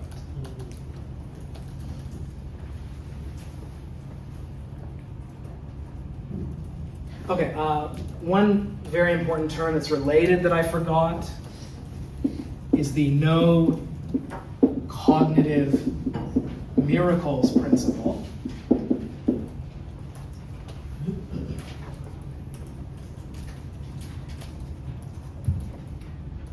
the idea here is, if system one, our intuitions, were reliable for a problem where they had no trial and error experience, that would be a kind of miracle. If our intuition was reliable, even though we had no biological, cultural, or individual experience with that kind of problem, but they're still reliable, that would be a kind of cognitive miracle. And what Greene says is, we should not bet on cognitive miracles. So that's one way of supporting the idea that we should only rely on system one for familiar moral problems. Because if they were reliable without that kind of trial and error experience, again, that would be a kind of cognitive miracle. Yep. So like theoretically, if you're a trained philosopher, you Yep. should be able to make the right decisions. You have the right, you have Good. the right exposure and right experience of thinking. And Good. So Greene often relies more on the first two to make his argument. And I think the way a student at the U of A, the way he said it was, well, what if you, and he was kind of a bro kind of guy. He was like, what if you get a lot of reps with moral thinking? Yeah, so if you have a lot of individual trial and error experience, that's maybe a basis to trust intuitions more.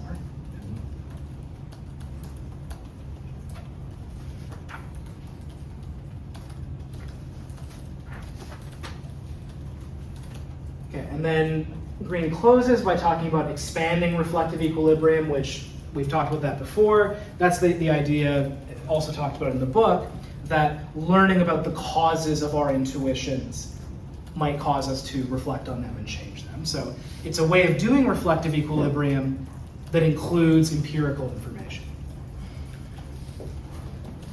Right, like I said earlier, we have the principles, the judgments,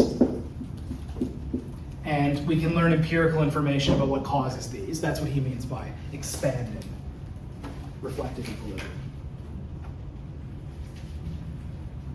Okay, so the Greene reading is, I think, one of the harder ones, the 2015 ones. I've tried to go kind of slowly through it. Any questions about the 2015 reading?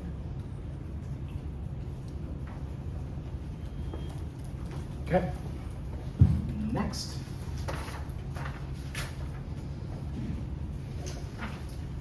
The next study I won't spend too much time on. This is just a really cool method. So most neuroscience studies, especially before the last 10, 15 years or so, use correlational methods, right? So the way I say this to my intro students, if we really wanted to learn about human brains, we would do the same thing we do in animal neuroscience. What do we do with animals if we want to know about how their brains work? We cut them open and we destroy parts of them. And then you find out you damage this part of the brain. Oh, the monkey can't do X. It's a very reasonable inference that part of the brain was very important for doing X. Ethically, you could make very good objections to doing that, of course, but with humans, the neuroscientists keep asking to do these studies and the ethics boards won't let them do it. So obviously, we can't do that with humans. In the old days, actually still today, there's some cases, conveniently, people damage their brains on their own sometimes, and then we can see what happened. But most studies involve correlating activity in different regions of the brain with different psychological functions. As you all know, correlation does not mean causation, so you can't draw causal implications from that with any confidence. But two techniques that do allow you to make causal inference are TMS and TCDS, so transcranial magnetic stimulation, and transcranial direct current stimulation. These are two ways of increasing or decreasing activity in different regions of the brain.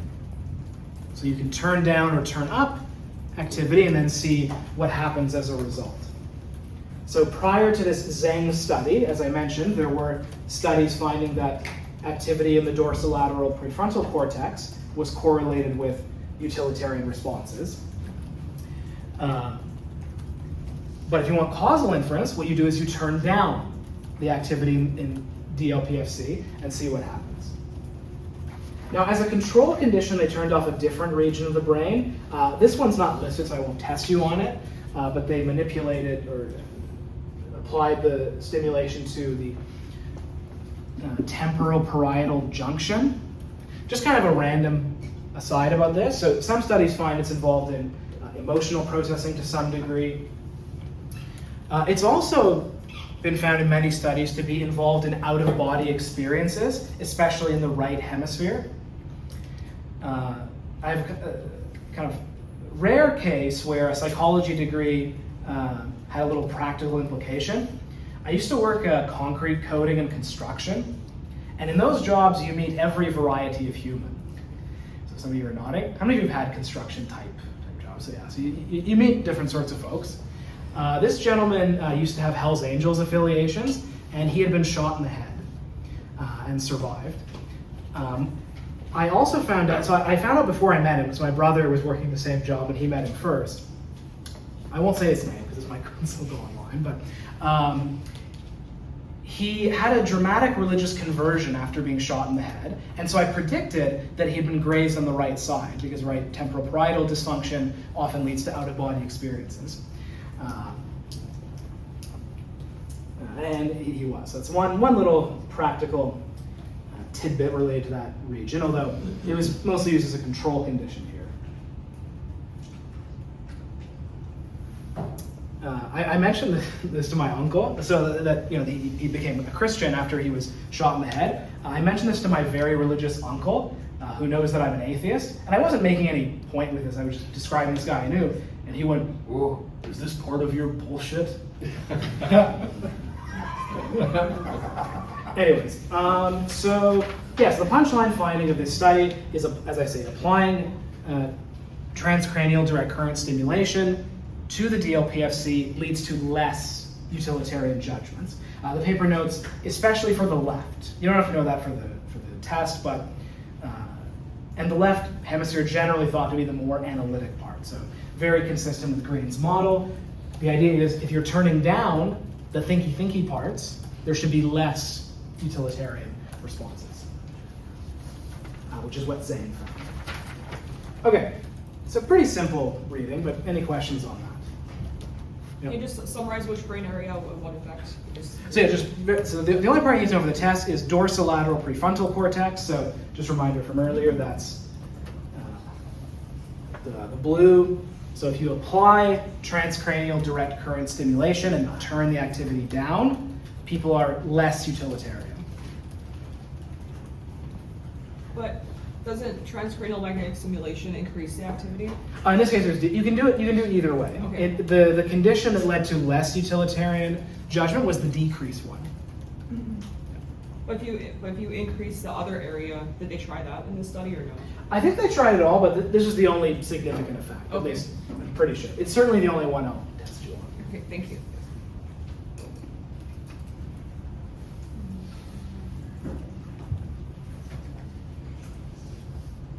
So that's TDCS reduced to, okay. Yeah.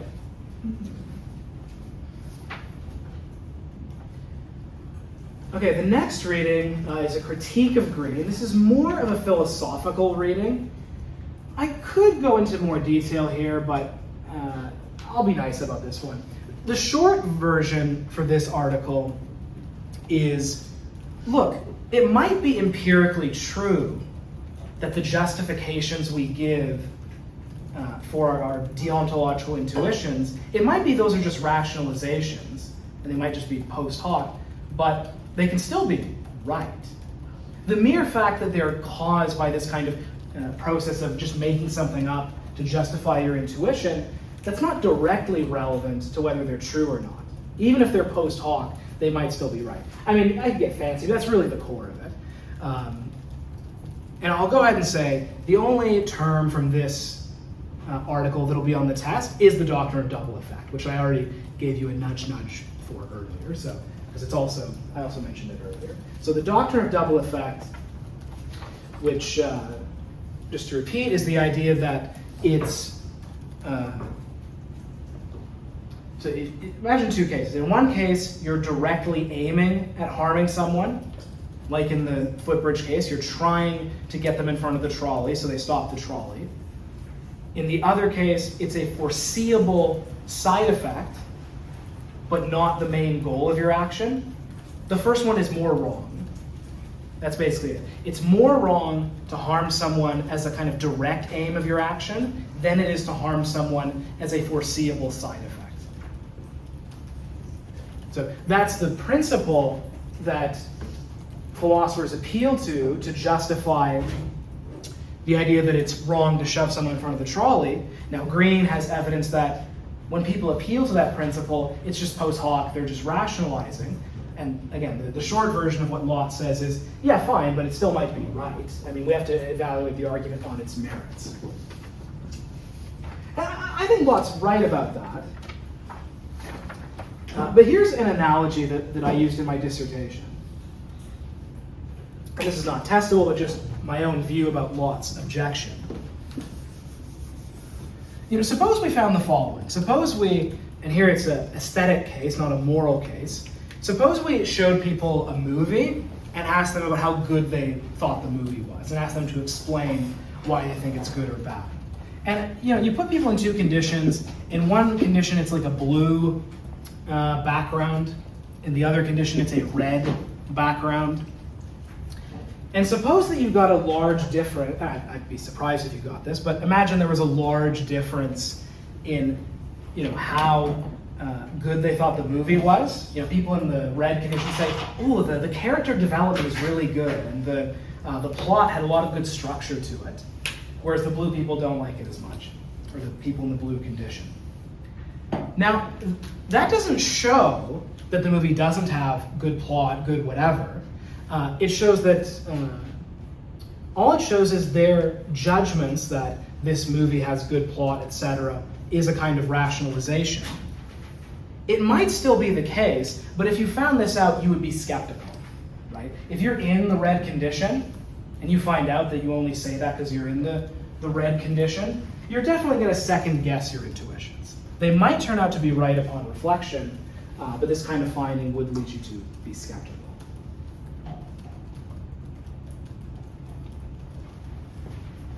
Okay, so that's mostly an aside, so don't worry too much about the Lott reading.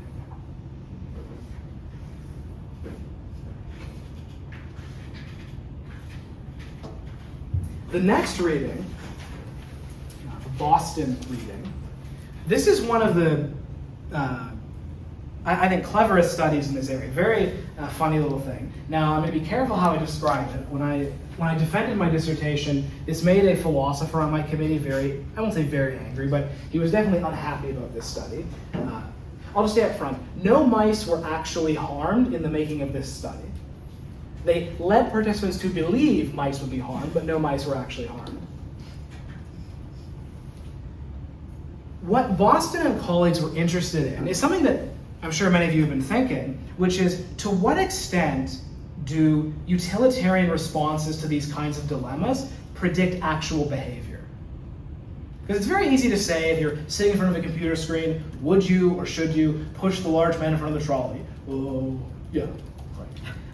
But if you were actually faced with a situation where you had to harm one to save many, would you actually do it? And so essentially what Boston et al. Did is they started by giving people the standard dilemmas, the trolley dilemmas, and other versions like torture, various cases where you have the option to hurt someone to save many, and you just select, how morally acceptable is this.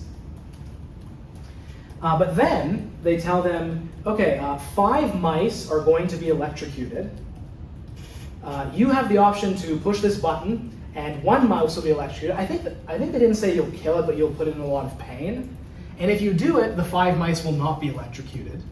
And you just look, do they push the button or not? And then the question is people's responses to that correlated with what they say in the dilemma? And the short answer is no. Well, that's kind of depressing. Now, there's some pushback in the next article, but the correlation did not reach statistical significance in this study. They did find So first of all, they just looked at, and this is replicating prior work, they gave people the trolley-like dilemmas and found that people who give consequentialist or utilitarian responses have more need for cognition, so more reliance on system 2, also on average more psychopathic. Greene mentioned that already. Whereas it was consequential responses are negatively correlated with empathic concern, so how high people are in empathy, which again, Greene mentioned as well. But the depressing punchline, if you're a Greene defender, is they were not correlated with response to an actual dilemma where you actually have to, at least you believe, physically inflict harm on a mouse to save 5 other mice. So clever little study. Any questions about that study? Yep. So, like, what did you find? Like, most people didn't push the button? Oh, so I don't know what I should look at the paper. I don't know how many people did it or didn't, but the key thing is the extent to which they do, like how many people do, is not correlated with whether they say they would in the hypothetical case. Was there any mention of these people's political leanings? Well, that's a good question. Yeah, I don't think they measured it in the study, but yeah, you might think someone who's, I mean, one possibility, I think someone raised this in my defense. It could be that someone who's, yeah, maybe more politically conservative thinks, this doesn't really matter, this is just mice. So that could be one reason why there wasn't a correlation.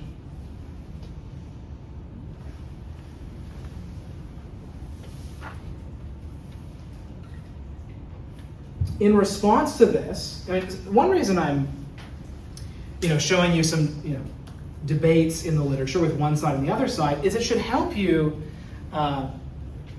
see how debates in literature tend to go, right? You can see, okay, one side says this, the other side says this, and part of what you'll be doing in or one option for the research proposal is try to find a debate that you find interesting and think about how you could move that debate one step forward. It could be with one of these, or as I say, you could find another debate if you're feeling eager, find something you're extra interested in, but that's one reason I walk through these debates. So Greene and one of his graduate students wrote a response to the Boston paper, and they say some interesting things. They start with something less interesting, which is the correlation between response to the hypothetical dilemmas and the mouse situation would be significant if you use a one-tailed test. So this is kind of boring stats review. So I'm not going to walk through all the details here, but basically it is easier to find something significant if you use a one-tailed test. It's easier to get the p-value less than 0.05. And what Greene and his grad students say is whenever there's a clear prediction, like you should predict it's in this direction, you're supposed to use a one-tailed test. And in this case, it's clear you should predict the correlation should be positive, and therefore you should use a one-tailed test. Now, having said that, what's certainly true is the effect is small if it's there at all. As soon as you're arguing about, well, should we use a one-tailed or a two-tailed, it's definitely not a big effect. At the very least, that's true. But, yeah. So were they locked into their data analysis method, based on what they pre-said they're going to do, or That's a good question. So I don't know if it was pre-registered or not. I guess what Greene and it's Dylan Plunkett is the grad student. I should give credit. What they would say is, well, you should have clearly pre-registered in this direction because it's what you naturally would predict. But I mentioned this for the sake of being complete about the paper, but I think that's a pretty nitpicky objection because the truth is, at the very least, this is a small effect. There's not much correlation between the two. The more interesting thing they say in defense, and look, you could object and say this is copium. Have I used the term copium yet? I usually slip that at some point. So you could call this copium, but what Plunkett and Greene say is the point of trolley-like dilemmas is not to predict real-world behavior. It is to distinguish or to measure different psychological processes. That's what they say in defense. So we're not necessarily trying to predict would people really push someone in front of a trolley, but we're trying to measure these competing psychological processes. And they use a nice analogy, which is the Muller-Lyer illusion. How many of you have seen this at some point? I would think most of you. So, so which one looks longer, A or B? A. So most people say A, and referring, of course, to the line in the middle. Of course, you open up Microsoft Paint and you move, they're the same. Have I talked about this before? No. So one fun fact, this is just an aside. Does anyone know the standard theory of why we fall for this? So, actually, here, I'll open up for that.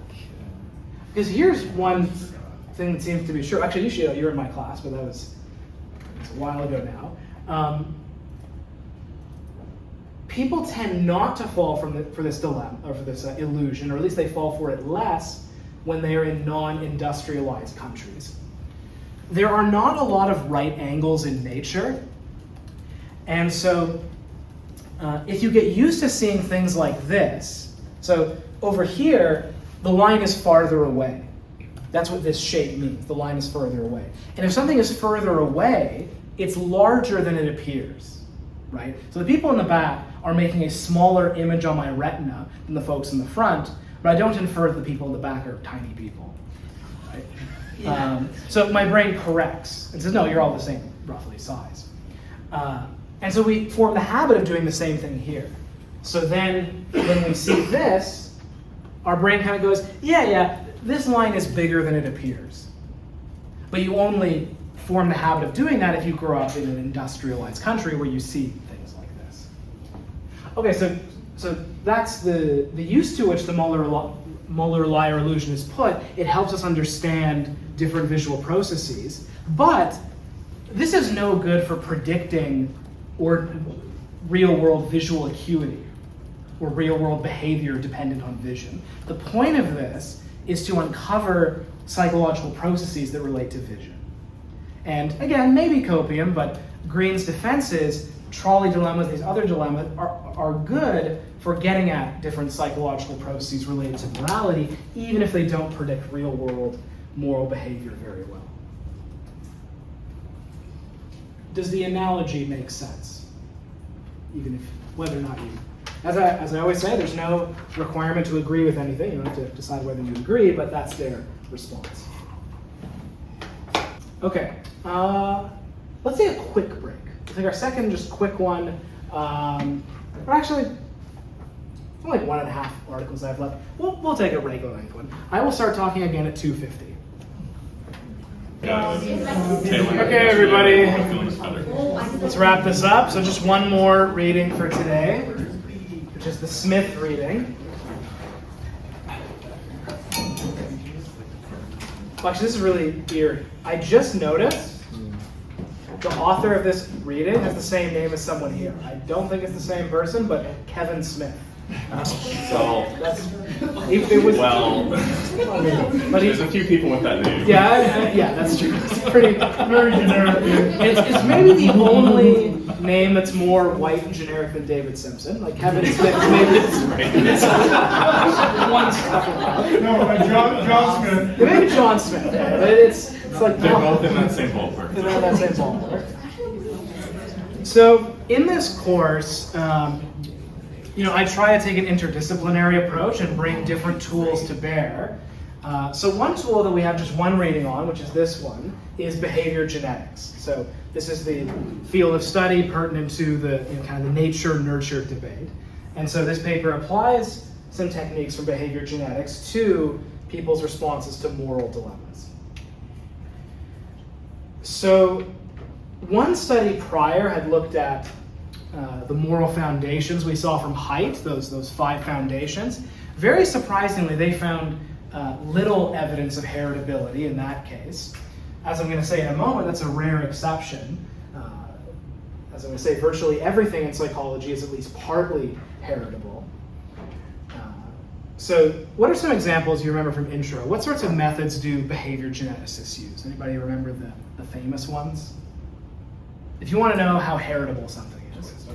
Twin studies, that's the number one. So there's 2 different sorts of twin studies.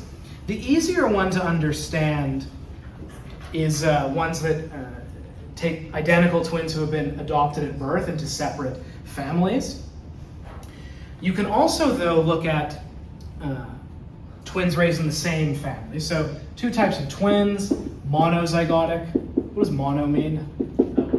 One, right? So monozygotic twins come from one zygote, so they share 100% of their DNA.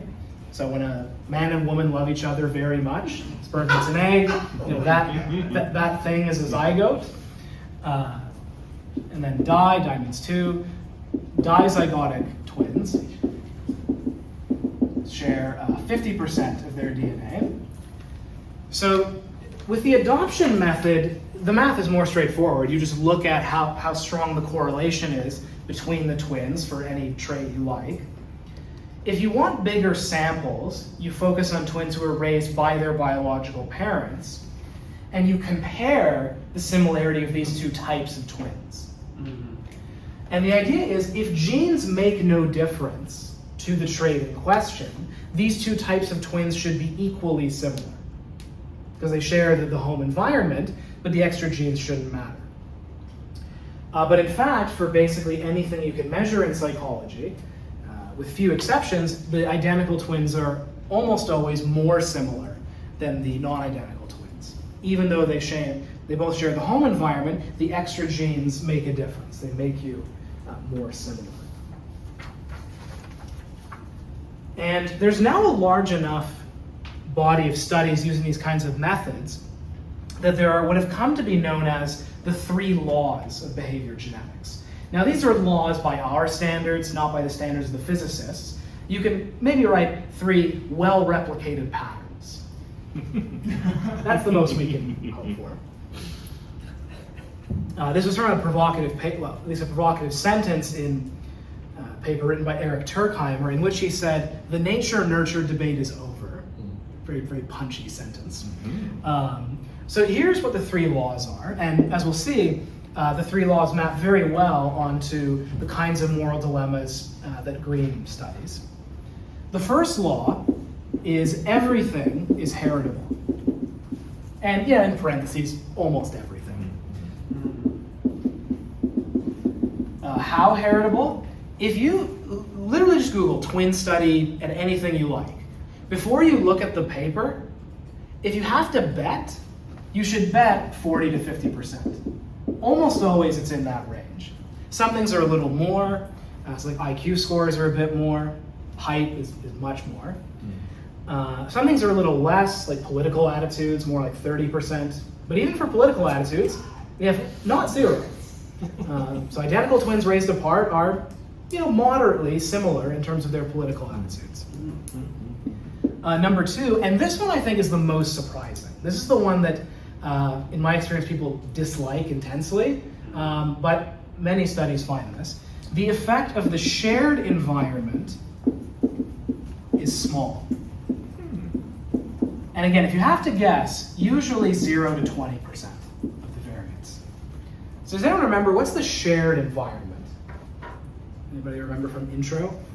So the shared environment is the environment shared by siblings. So you could loosely call it the home environment if you like. So how do we measure the contribution of this? There's different methods.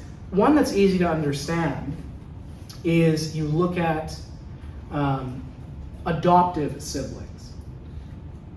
So adoptive siblings are siblings who don't share any of their genes. They have different biological parents, but are raised in the same home by the same adoptive parents.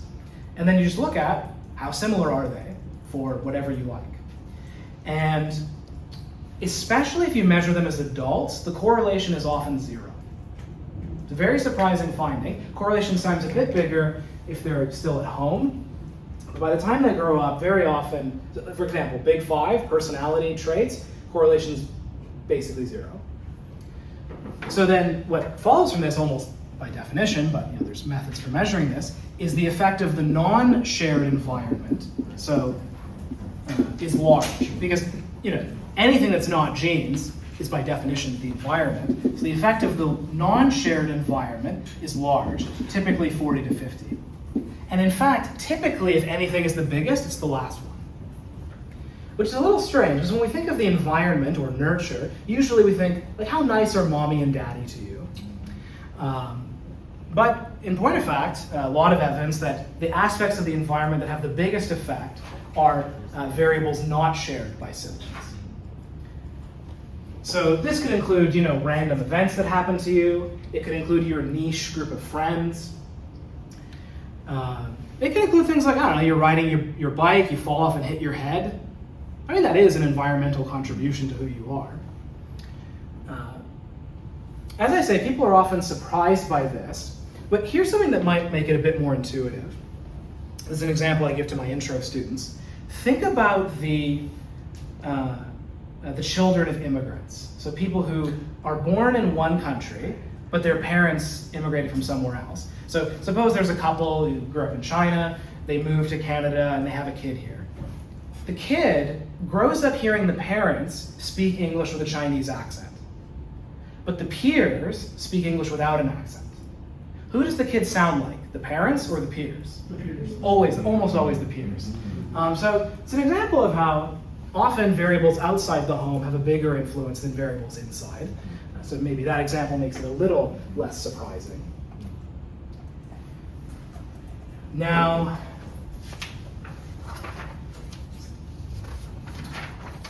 what about in the case of moral dilemmas? So they use a somewhat fancier method. In the key terms, I have listed the ACE model and some equations for how you calculate the contribution.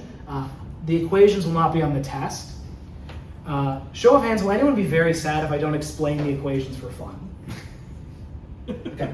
So if you're curious, you can ask about it. I think they are very beautiful. I think they're very beautiful equations, but I won't assume. I have empirical evidence that people do not feel the same way. So, in the case of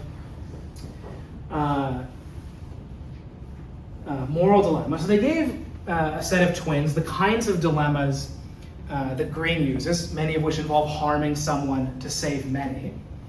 And they looked at, how much of the variation is explained by these different components. And very fitting with the 4 laws. So in the case of genes, depending on which method you use, 35 to 53% of the variation. For the non-shared, so the last one, the non-shared environment, 47 to 65%. So that's the bigger contribution in most of the methods. For the shared environment, the estimate for the methods is 0%. So, somewhat surprisingly, that's at least what this study found. So as I say, the equations won't be on the test. Any questions about the Kevin Smith reading? Yep. For the genetic influence, did you say 35 to 40%? 35 to 53, I think was the number. So again, very much in keeping with the 3 laws. I'm just curious, how would they just determine that the non-shared environment is actually what's happening? Good. So there's different methods. One that's intuitive and easy to think about, and this is how you calculate with the ACE model. The non-shared environment, let me say it like this. Identical twins raised together are not 100% similar. They share all of their genes and all of the shared environment, but the correlation is usually around 0.5. It's not 100%. The non-shared environment is whatever is left. So you could literally, I'll give you one equation. For the last one way of measuring it is 1 minus the correlation for monozygotic twins raised together. But that's pretty intuitive. And again, in this case, that was the biggest component. Okay, any other questions? Okay, the last thing I'll say, just a little teaser for next class. Our first discussion topic for next class will be the following. We've talked a lot about trolley dilemmas and how people respond to them, and whether you think this is right or this is right. Forget about what you think is morally right. Pretend it actually happened in front of you. Pretend you're at the New West, some station, and you watch someone shove another person in front of a trolley to save 5 people. What do you think of that person? Okay, that was fast. Do you want to be friends with that person? What kind of judgment would you make of their character? That will be our first discussion topic next week, and it will lead us into the Kahan reading. Okay, we have some time to spare. You're all free to go. I'll stick around if you have more questions.